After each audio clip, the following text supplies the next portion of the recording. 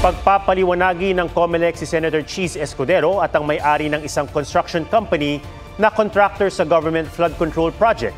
Kaugnay sa 30 million pesos na campaign donation noong kumandidato si Escudero noong 2022. May report si Ian Cruz. Nang tumakbong senador si Cheese Escudero noong 2022, isa sa nagbigay ng kontribusyon sa kanyang kampanya si Lawrence Lubiano. 30 million pesos ang kontribusyon ni Lubiano, batay sa idineklara ni Escudero sa kanyang Statement of Contributions and Expenditures o SOSE. At ito rin ang sinabi ni Lubiano sa House hearing noong September 2. Personally ko po, donation or nag-donate po ako kay Senator Cheese yung 30 million.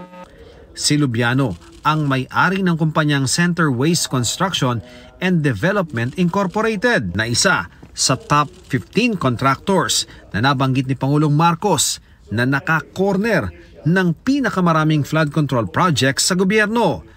Sa ilalim ng Omnibus Election Code, bawal magbigay ng campaign contribution ang sino mang may kontrata sa gobyerno.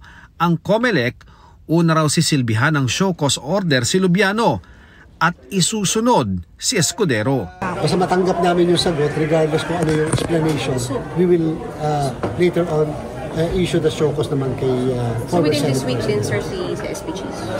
Depende sa kung baka hindi, depende kung kayo masasubmit ni Rubiano. Ay, oo nga pala. Thank you, sir.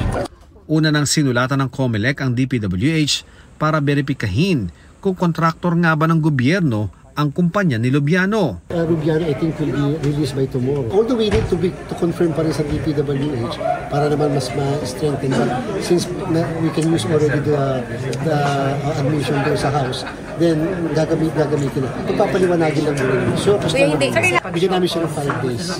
Sinisika pa ng GMA Integrated News sa makuha ang panig ni Lubiano. Sabi naman ni Escudero, tatalima siya sa anumang iutos ng COMELEC para mapatunayang hindi siya lumabag sa batas. Dagdag pa ni Garcia, iniimbestigahan nila ang 52 contractors na nag-donate sa iba pang kandidato noong 2022 elections. Ian Cruz nagbabalita para sa GMA Integrated News.